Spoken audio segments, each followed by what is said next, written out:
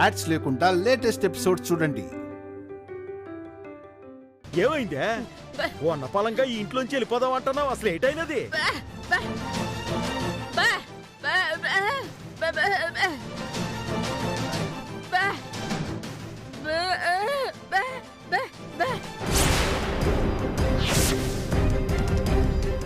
ఏటి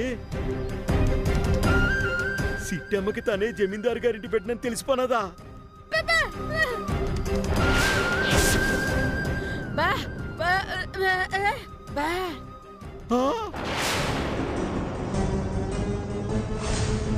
పుట్టుమచ్చ చూసేసినదా?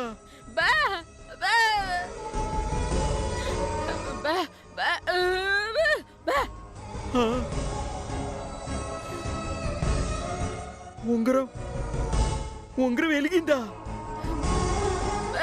ఊరు భగవంతుడా, ఇన్నాళ్ళుగా ఏ నిజం అయితే తనకి తెలియకూడదు అనుకున్నావో ఈరోజు తెలిసిపోన్నదన్నమాట.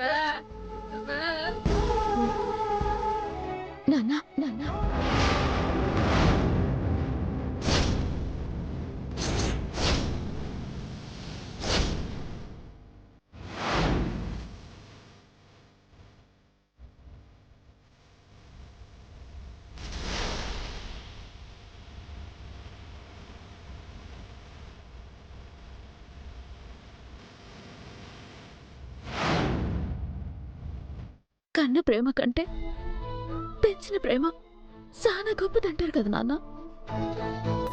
మరి మీరేంటి నాన్న? 20 ఏళ్ళు నన్ను పెంచి కూడా నన్ను అన్నదలాగే చూసారా? అమ్మ సిట్టి. అవునన్నా,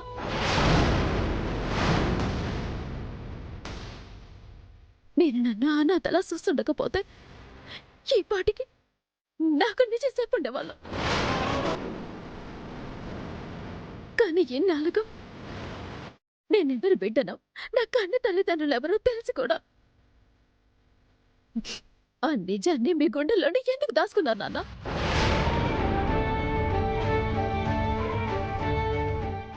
చెప్పండి నాన్న, మిమ్మల్ని ఒక్కేసి వెళ్ళిపోతానన్నా?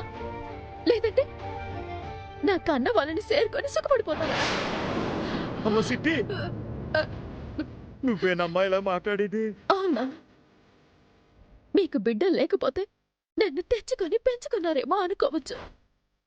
లేదంటే నా వెనకాల ఎవరు లేకపోతే నా మీద దయ తెలిసి చాకారేమో అనుకోవచ్చు. కానీ మీరేంటి నాన్న? కన్నవారింట్లో పెరగాల్సిన బిడ్డని ఇలా దొంగతనంగా ఎత్తుకొచ్చి మరీ పెంచారు. మరి మీరెత్తుకు రాకపోతే జమీందారు గారింటి బిడ్డగా పెరగాల్సిన నేను మీ ఇంట్లో మిఠాయి కొట్టు చిట్టమ్మగా ఎందుకు పెరగాల్సి వచ్చింది నాన్న?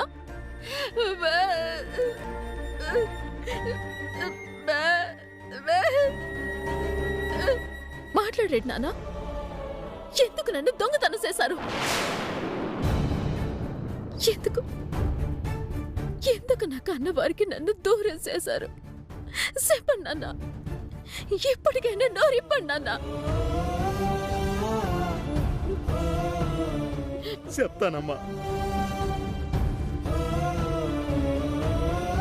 ఎప్పటికైనా నోరెప్పకపోతే నేను మనిషినే కాదమ్మా. చెప్తానమ్మా, ఆ రోజు ఏడు జరిగినాదో మొత్తం నీకు చెప్తామమ్మా. నిన్ను పేనానికి పేనంగా పెంచుకున్నా, నీ మీద ఒట్టేసి చెప్తాను తల్లి. మీ నాన్నమ్మ దగ్గర నుంచి నిన్ను మీ చెల్లెల్ని దొంగతనంగా ఎత్తుకొచ్చింది ఎవరో కాదమ్మా, కాంతం.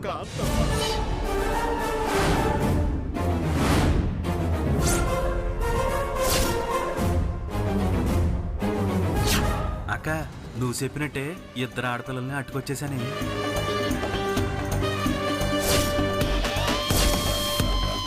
జమీందార్ గారి ఇంట్లో 10 కోట్ల రూపాయల ఆస్తిని దొంగిలించినందుకు, జమీందార్ గారి పిల్లల్ని కిడ్నాప్ చేసినందుకు మీ ఇద్దరిని అరెస్ట్ చేస్తున్నాను. ఎస్ఐ గారు, ఎస్ఐ గారు, బాబు నిజంగా మాకేంటి చాలు బాబు.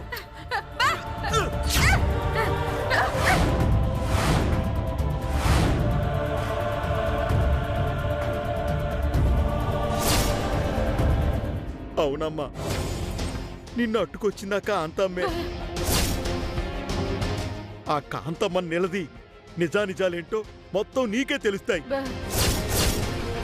చిట్టమ్మ కోకిలమ్మ కుటుంబరావుల కూతురు కాదు అని బలంగా వాదిస్తున్నారు. పాపం కాంతమ్మ, అన్యాయం కాంతమ్మ. చిట్టమ్మని తన కన్నవారికి దూరం చేయడం పాపమైతే తిరిగి వారిని కలవకుండా ఆపడం కూడా మహాపాపం కాంతమ్మ. ఎప్పటికీ అది కోకిలమ్మ కుటుంబరావుల కూతురులా బ్రతకాల్సిందే.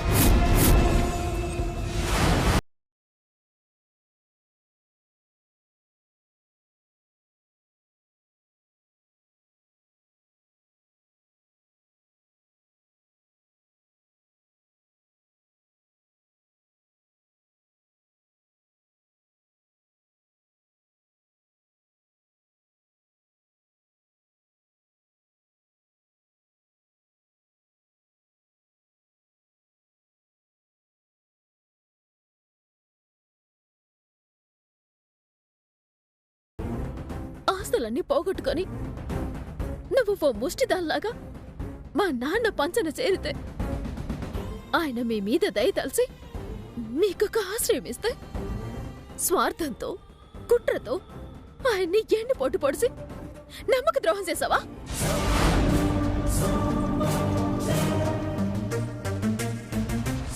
మా ఆస్తిని దొంగిలించి మా నాన్న సావుకి కారణమయ్యావు. మా నాన్నని మాకు దూరం చేసి మమ్మల్ని అనాథల్ని చేశావు.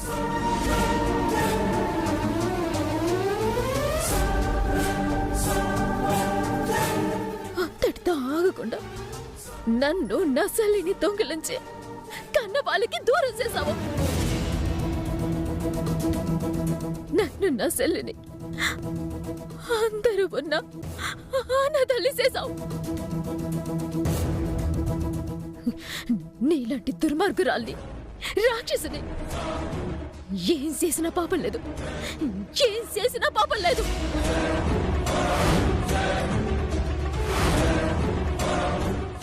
నిన్ను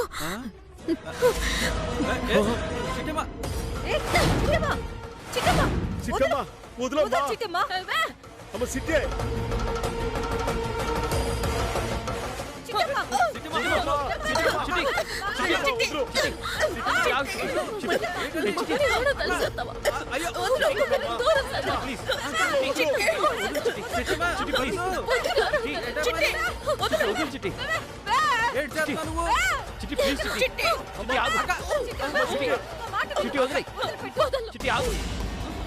తండ్రి సావుకి కారణమైన ఈ రాక్షసి బతకడానికి ఇల్లదు.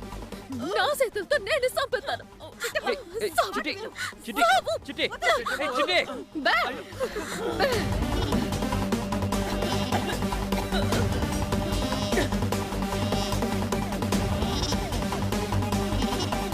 నీకేమైనా పిచ్చి పట్టిందా? అమ్మని చంపితే చనిపోయిన మీ నాన్న తిరిగి వస్తారా? చిట్టి, మీ నాన్న చావుకి నేనే కారణం అవడం ఏంటి?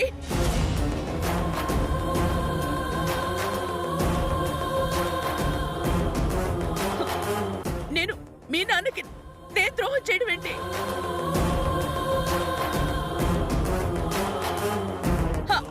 అలానే ఎవరు చెప్పారు చిట్టి? నేనే.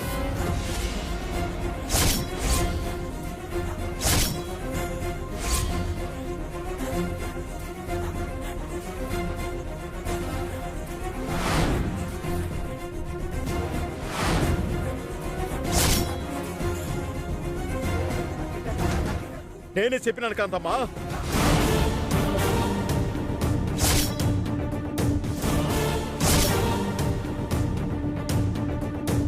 ఆ రోజు జమీందారు గారి కోట్ల రూపాయల ఆస్తిని దొంగిలించింది నువ్వు కాదా?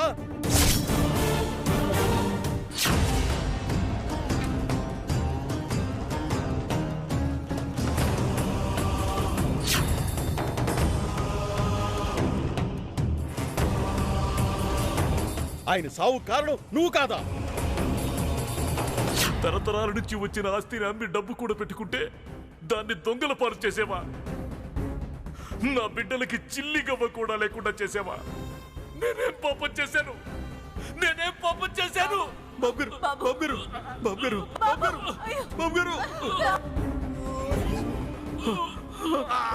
ఏమైందిరా బాబు?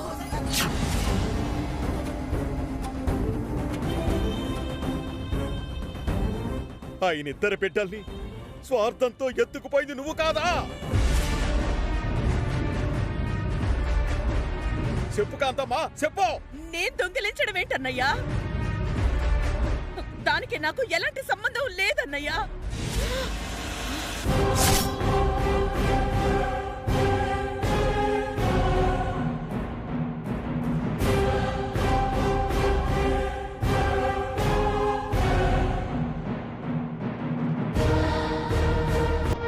అమ్మా, నువ్వు నిజం చెప్పకపోతే నేను చచ్చినంత ఒట్టే.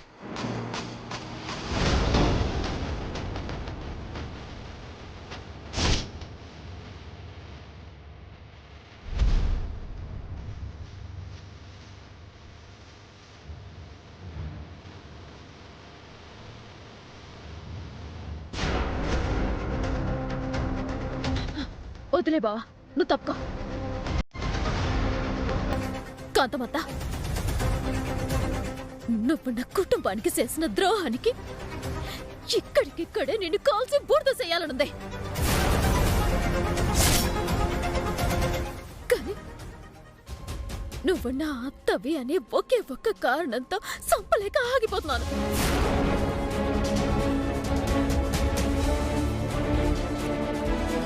కానీ నువ్వు మనిషివి అయితే, నువ్వెత్తింది మనిషి జన్మ అయితే ఇప్పటికైనా నిజం ఒప్పుకో. కనీసం నా దృష్టిలో మనిషిగానైనా మిగిలిపోతావు.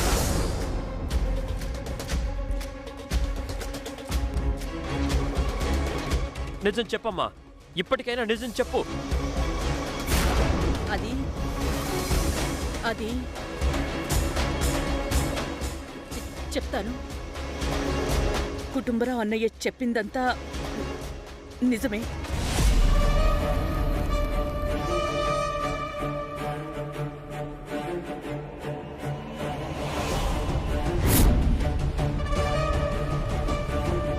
పేదరికంలో మగ్గుతున్న నాకు, అష్ట కష్టాల్లో బ్రతుకుతున్న నాకు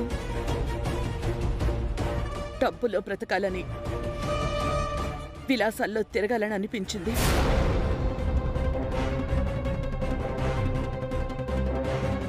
అందుకే తప్పు అని తెలిసిన ఆ డబ్బు దొంగిలించాను.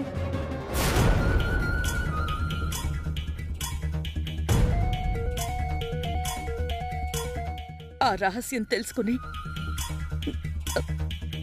వీళ్ళ నాన్న నన్నెక్కడ చంపుతాడో అనే భయంతో నన్ను నేను కాపాడుకోవడానికే ఇద్దరి పిల్లల్ని దొంగిలించాను.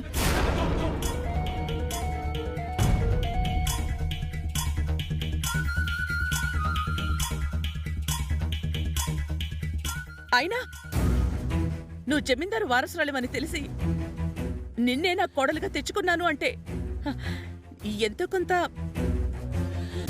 నీకు న్యాయం జరిగినట్టే కదా? సిగ్గు లేకుండా చేసిన తప్పుని తప్పిపుచ్చుకోవాలనుకుంటున్నావా? నిన్ను నేను క్షమించినా పైనున్న దేవుడు మాత్రం నిన్ను క్షమించడం. నువ్వు చేసిన ప్రతి పాపానికి ఫలితం అనుభవించి తీరుతావు. ఆ రోజు అతి దగ్గరలోనే ఉంది, రాసట్టుకో.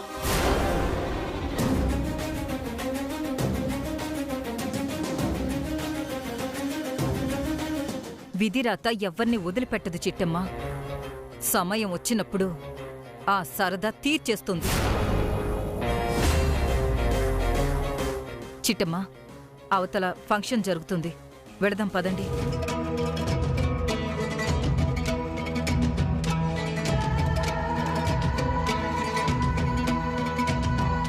నాన్న, నా తండ్రికి నేను దూరం అయ్యానన్న బాధలు తండ్రి అని కూడా చూడకుండా నేను కొంచెం తొందరపడి మాట్లాడేశాను నాన్న. నన్ను క్షమించు నాన్న. నేను నిన్ను క్షమించడమేటమ్మా. ఇన్నాళ్లుగా ఈ నిజాన్ని మా గుండెల్లో దాచుకున్నందుకు నువ్వే మమ్మల్ని క్షమించాలమ్మా. చచ్చా, ఏంటి నాన్న మాటలో? అమ్మా, నువ్వు కూడా ఏంటి? నా తల్లిదండ్రులు ఎవరో తెలిసాక మిమ్మల్ని పరాయి వాళ్ళలా చూస్తాననుకున్నారా? ఎప్పటికీ మీరు నాకు అమ్మ నాన్నలే.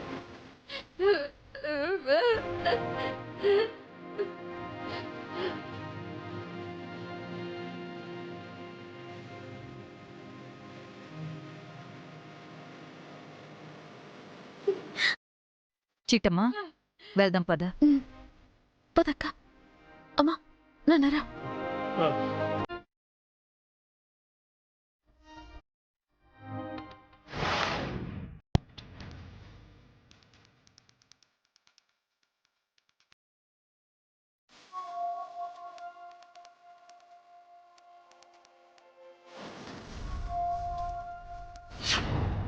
మా నాన్నని మాకు దూరం చేసి మమ్మల్ని అనాథాలు చేశావు. నిన్ను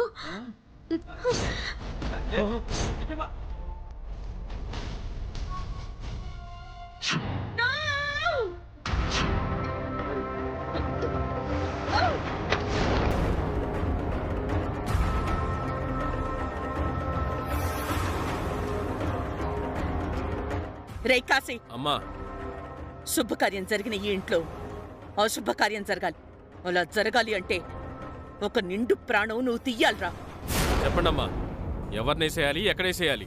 మీరు ఊ అనండి, 10 నిమిషాల్లో వేసేస్తాం. నువ్వు చంపాల్సిందెవరినో కాదురా, మిఠాయి కొట్టు చిట్టమ్మ.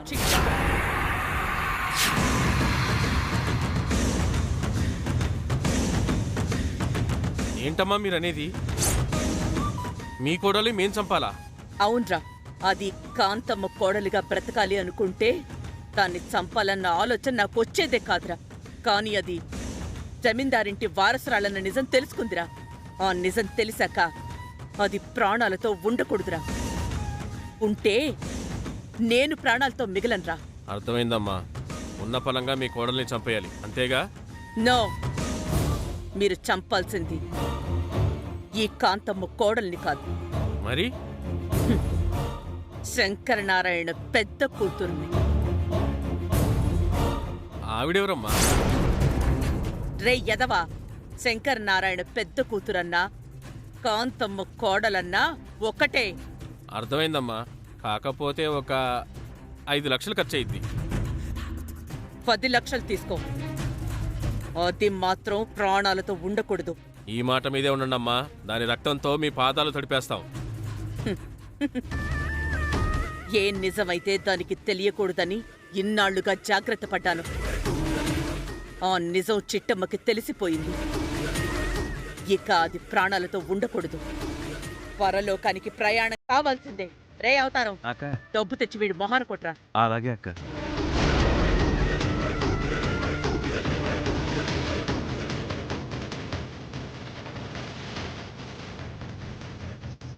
ఇదిగో కాశీ, తీసుకో.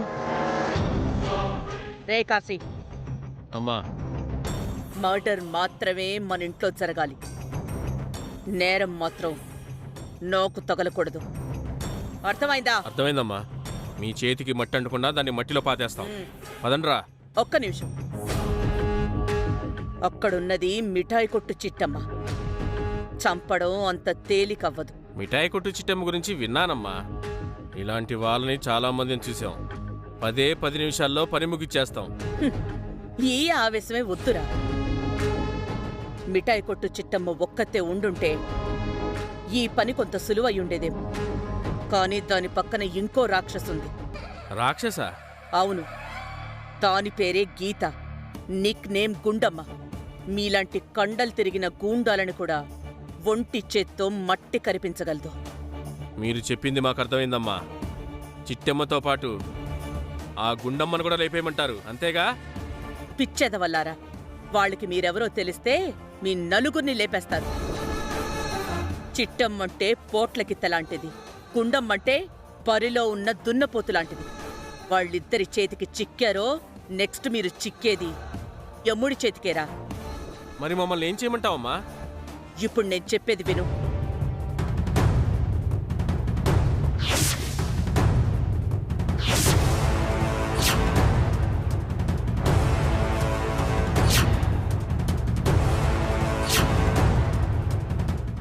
అర్థమైందా?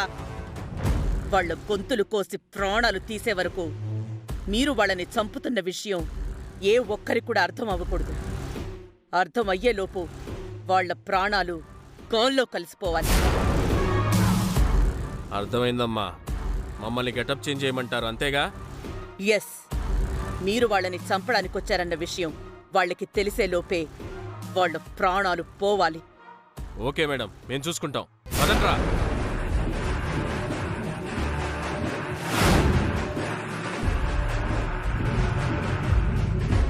రే అవతారం, అక్క, చిట్టమ్మ వాళ్ళ తల్లిదండ్రులకు ఎలాగూ పిండం పెట్టలేవురా. పాపం దానికి మనం పిండం పెట్టబోతున్నాం. అవునే అక్క, ఇంకాసేపట్లో మన సిట్టమ్మ ఫోటోకి దండబడిపోతుంది. చిట్టమ్మ, ఇదే నీకు ఆఖరి రోజమ్మా.